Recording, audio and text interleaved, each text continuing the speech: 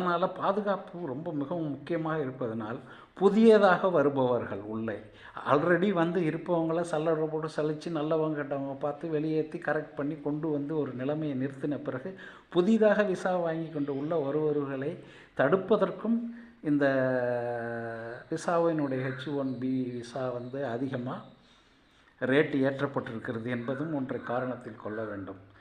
அவரை நாட்டின் பாதுகாப்பு முக்கியத்துவமாக நினைக்க வேண்டும் அல்லவா, அதை அவர் நினைக்கிறார், அதை அமல்படுத்துகிறார். ஆகவே நமக்கு ஏற்படும் கஷ்டங்களையும் நஷ்டங்களையும் கவனித்துவிட்டு இனிமேல் அங்கே வாழ்ந்தால் நமக்கு பொருளாதார ரீதியில் லாபம் வருமா, குடும்பங்கள் நல்ல விதமாக வாழ முடியுமா, பாதுகாப்பாக இருக்க முடியுமா என்பதை நினைத்து பார்க்கணும். அதற்கு தகுந்தாற்போல் நம் வாழ்க்கையை மாற்றிக்கொள்ள வேண்டும். இன்றைய சூழலில் இந்தியாவில் இருந்து நம் விட்டு சென்ற நம் மக்கள் நாம் இந்தியாவிலும் இருக்கலாம், அங்கேயும் இருக்கலாம், புதிதாக போவதை